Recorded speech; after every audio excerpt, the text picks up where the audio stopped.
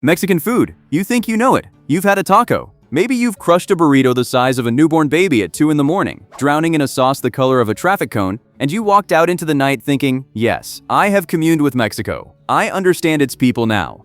You understand nothing, because here's the thing nobody wants to tell you. The thing that quietly ruins dinner parties from Madrid to Buenos Aires to a kitchen in Texas where someone is about to be very wrong about something. Most of what you've been calling Mexican food your entire life is a beautiful, cheesy, deep-fried lie invented somewhere north of the border by people who looked at a chili and got a little scared. And the moment you learn the truth, you can never unlearn it. You'll be standing in a restaurant, looking at a menu, slowly realizing you've been catfished by an entire cuisine. So let's ruin it together, slowly, plate by plate, until you can't enjoy anything anymore. Let's start with the thing that holds everything else up, the load-bearing wall of the entire civilization. Corn. And I know, corn sounds boring. Corn is what you put in a salad to feel like you tried. Corn is the vegetable that shows up at a barbecue and contributes nothing.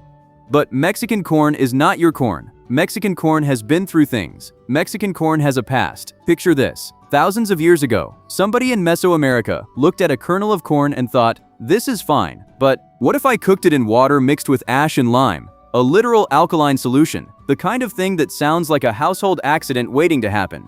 And it worked. This process, nixtamalization, and yes, that's the actual word, you'll want to say it slowly to sound expensive at parties, transforms the corn completely. It unlocks the nutrients, it softens it, it makes it possible to grind it into a dough called masa. Without this one weird ancient chemistry trick, there are no tortillas, no tamales, no civilization as we currently understand snacks. The Aztecs and the Maya built empires on this, and some guy in a lab coat would later study it and call it genius. But they figured it out with rocks and patience and almost certainly a tremendous amount of arguing, because as we'll see, the arguing is the point.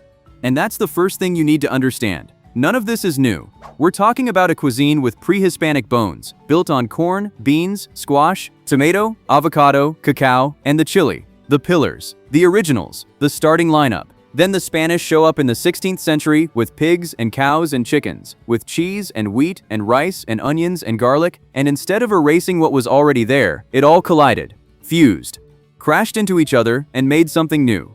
That collision is modern Mexican food, and UNESCO decided it was important enough to declare the whole thing intangible cultural heritage of humanity in 2010. A cuisine so significant, it got the kind of certificate usually reserved for cathedrals and ancient dances. And yet, somehow, you've been eating it out of a hard yellow shell that shatters the second you bite it, spraying shredded lettuce onto your lap like confetti at the world's saddest party. Which brings us, obviously, to the taco. The taco is not a thing. That's the secret. The taco is a delivery system, a philosophy, a soft corn tortilla folded around the idea that almost anything tastes better when you can eat it with one hand while standing on a street corner at an hour you'll regret.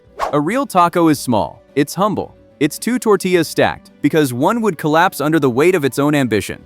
It's topped with chopped onion and cilantro, and a squeeze of lime, and a salsa that may or may not end your bloodline. That's it. That's the taco. No sour cream avalanche, no fistful of cheddar, no shell apparently engineered by NASA to survive re-entry. And here is where the war begins, because there is no such thing as one taco. There's the taco al pastor, pork marinated in chilies and achiote, stacked on a vertical spit, shaved off in little slivers, crowned with a piece of pineapple that purists pretend to hate and secretly love. And this entire technique came from Lebanese immigrants who brought shawarma to Mexico. And Mexico said thank you very much and made it its own, and now claims it as part of its soul. There's carnitas, pork slowly confided in its own fat until it gives up and surrenders. Barbacoa, slow cooked in a pit dug into the actual ground, because patience is a flavor and impatience is for cowards. Carne asada up north, where they grill beef over fire and look down, just slightly, just enough, on everyone who doesn't.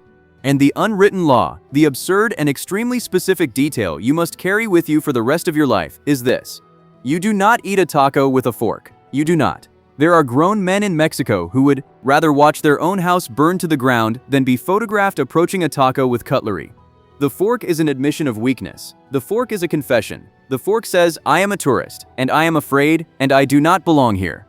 You pick it up with your hands, you tilt your head at the correct ancestral angle, you accept the chaos and the inevitable drip down your forearm. That's the deal. That's the whole social contract.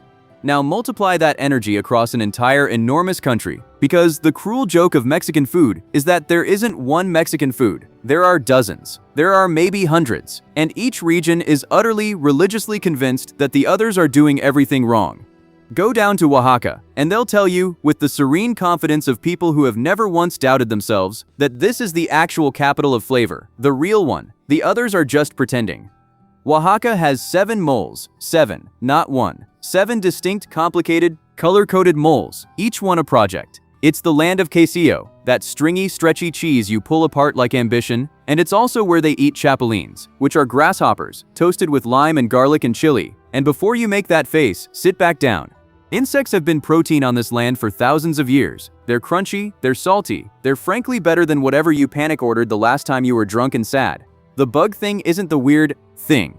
The fact that the rest of the world somewhere along the way decided to stop eating bugs and started eating processed orange powder instead, that's the genuinely weird thing, and nobody talks about it.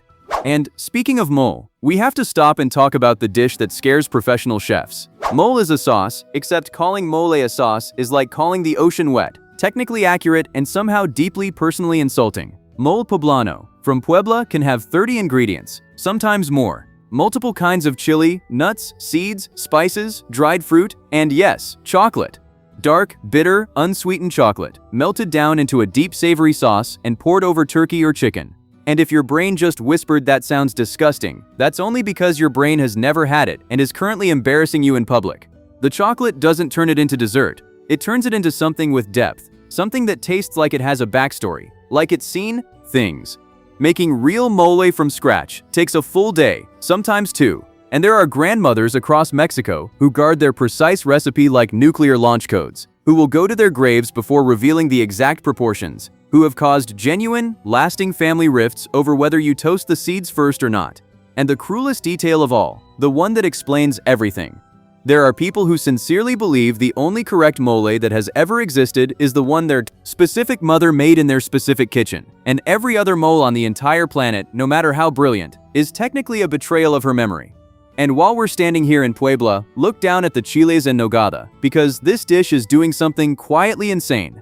It's a poblano chile stuffed with a sweet and savory meat filling, draped in a white walnut cream sauce, and scattered with red pomegranate seeds and green parsley. White, red, green. It's the Mexican flag on a plate. It's edible patriotism, served by season.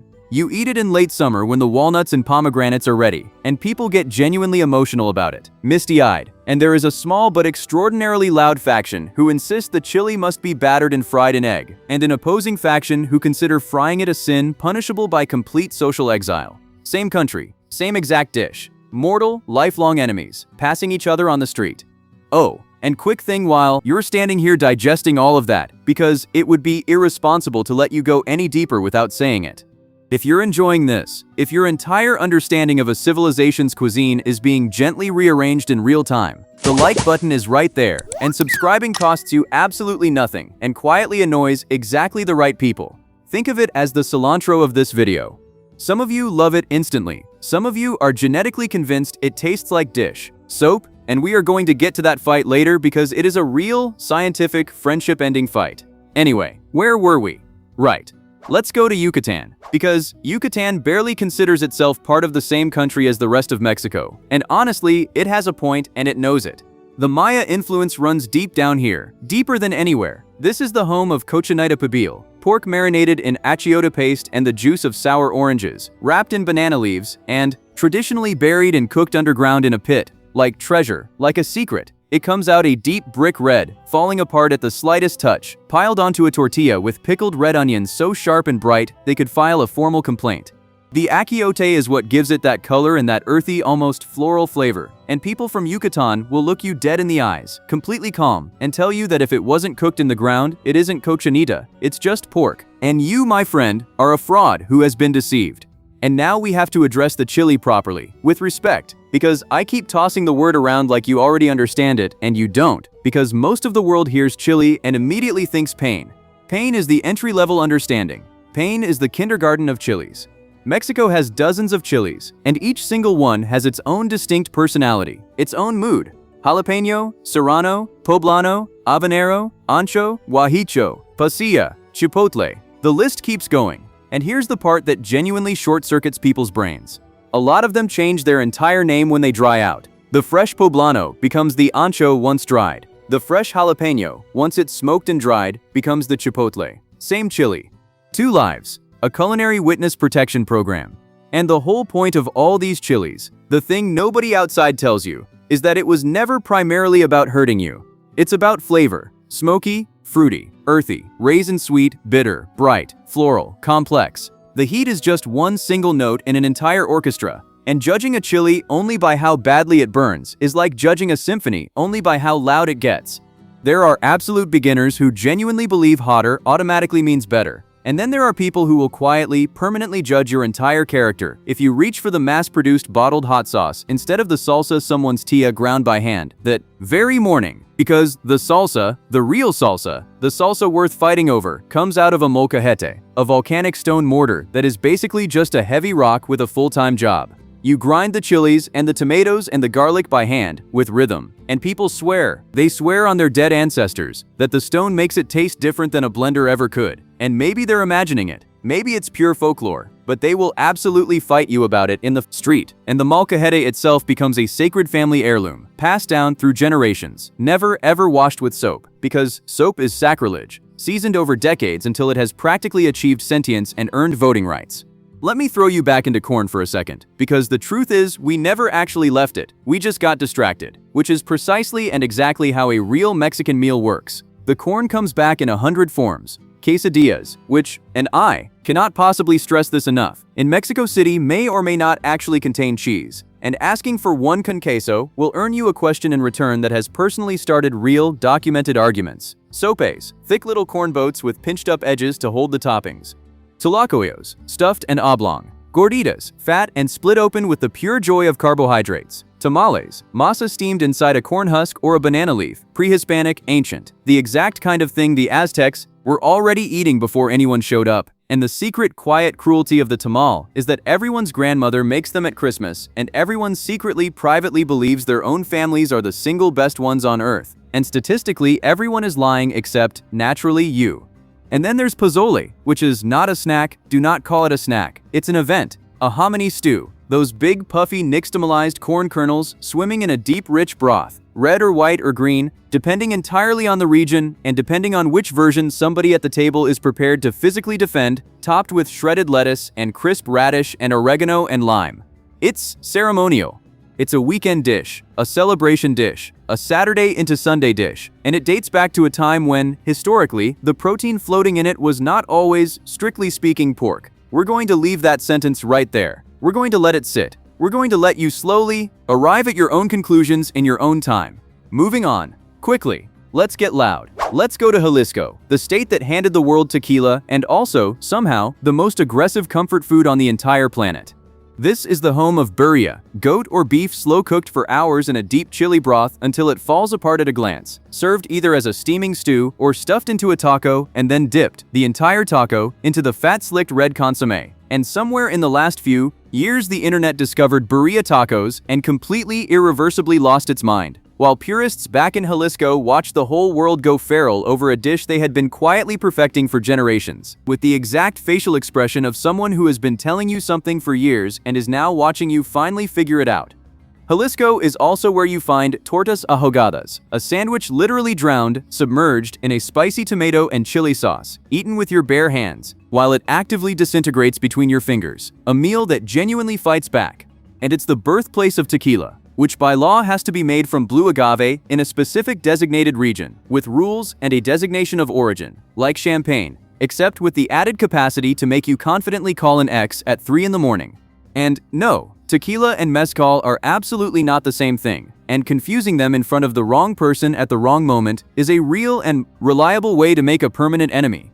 Technically, all tequila is a type of mezcal, but mezcal is the broader, smokier, older, weirder, more mysterious cousin.